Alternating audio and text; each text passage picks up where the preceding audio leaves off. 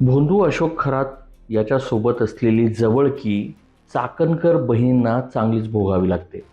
याचं महत्त्वाचं कारण म्हणजे काही दिवसांपूर्वी रुपाली चाकणकर यांनी आपल्या महिला आयोग अध्यक्षपदाचा राजीनामा दिला आणि याच्यानंतर त्यांच्याच बहीण प्रतिभा गणेश चाकणकर यांना आता थेट ईडी कार्यालयाने नोटीस पाठवलेली आहे. काय आहे हे सविस्तर प्रकरण पाहूयात या व्हिडिओच्या माध्यमातून. नमस्कार, मी किरण नाईक आणि तुम्ही बघत आहात लोकमत.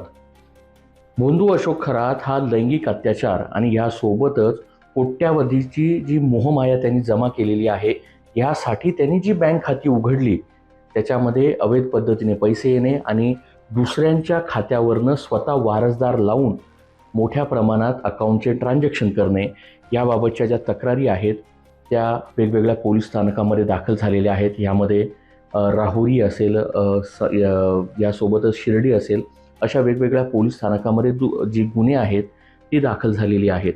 यामधनं या भोंदू अशोक खरातने जगदंबा पतसंस्था आणि यासोबतच समता पतपेढी जी कोपरगावची काका कोयटे यांनी स्थापन केलेली जी पतसंस्था आहे, पतपेढी आहे, त्याच्या माध्यमातून या भोंदू खरातने म्हणजे आपल्या भक्तांच्या नावावर खाती उघडली आणि त्याच्यावरनं कोट्यावधी रुपयाचं ट्रान्झॅक्शन या भोंदू अशोक खरातने केलं. याच्या माध्यमातून त्यांनी मोठ्या प्रमाणात संपत्ती जी आहे ती घेतली, म्हणजे खाती दुसऱ्याच्या नावावर उघडायची आणि स्वतः आपण वारसदार बनून अकाउंटचं ट्रान्झॅक्शन करायचे अधिकार स्वतःकडे ठेवायचे.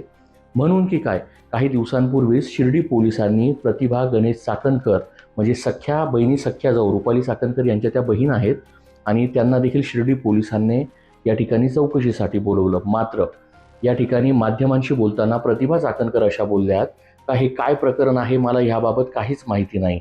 कारण की हे माध्यमांमध्ये मी बघितल्यानंतर मला ह्या गोष्टीची कल्पना मिळाली, म्हणून मी स्वतःहून शिर्डी पोलिसांकडे चौकशीसाठी दाखल झाले. मात्र ह्यामध्ये तथ्य किती आहे हे पाहणं महत्त्वाचं आहे. कारण की जवळपास 33,000 सेकंदपेक्षा जास्त सेकंद म्हणजे जास्त बोलणं हे रुपाली चाकणकर आणि भोंदू अशोक खरात यांच्यामध्ये झालेलं आहे.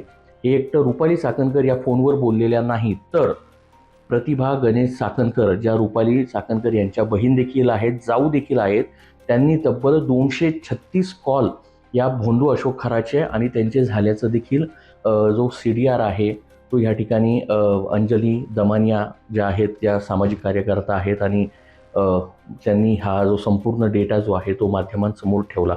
खरं तर रुपाली चाकणकर यांनी महिला आयोगाचा राजीनामा दिला, त्याच्यानंतर बहिणीची चौकशीही या शिर्डी पोलिसांनी केली. मात्र आता थेट ईडीने या ज्या प्रतिभा चाकणकर आहेत त्यांना समज बजावलेला आहे आणि त्यांच्या खात्यावरनं जवळपास 3 कोटी रुपयांपेक्षा जास्त ट्रान्झॅक्शन, जवळपास ही अमाऊंट 25 कोटीपर्यंत असू शकते असं देखील सांगितलं जातं. म्हणून की काय, त्यांना ईडीने ह्या ठिकाणी मुंबईच्या त्यांच्या कार्यालयामध्ये येत्या आठवड्यामध्ये चौकशीसाठी खरं तर बोलवलेलं आहे. मात्र यामध्ये तपासात काय समोर येतं हे पाहणं महत्त्वाचंच ठरणार आहे. मात्र या भोंदू खराशी असलेली ह्यांची ही जवळकी अक्षरशः चाकणकर बहिणींच्या अंगलट आल्याचं देखील समोर आलेलं आहे. कारण की भोंदू खरात हा फसवणुकीच्या 9व्या गुन्ह्यामध्ये SITच्या ताब्यात आहे. प्रतिभा चाकणकर यांची आता ईडीमार्फत चौकशी होणार आहे आणि रुपाली चाकणकर ज्या गेल्या अनेक दिवसांपासून या संपूर्ण प्रकरणावर ज्या मौन बाळगून बसलेल्या आहे, त्यांचा राजीनामा त्यांना महिला आयोगाचा या ठिकाणी अध्यक्षपदाचा द्यावा लागलेला आहे आणि आता आपल्याच बहिणीला ईडी कार्यालयातनं समन्स या ठिकाणी बजावण्यात आलेलं आहे. कारण की काही दिवसांपूर्वी ईडीचं जे पथक नाशिक असेल, मिरगाव असेल, या भोंदू बाबाची जी प्रॉपर्टी आहे शिर्डी असेल, या ठिकाणी जेव्हा दाखल झालं होतं त्यावेळेस ईडीने जी कागदपत्रं आहेत, जी अकाउंट्स आहेत, त्यांची देखील कागदपत्रांची जप्ती या ठिकाणी केलेली आहे.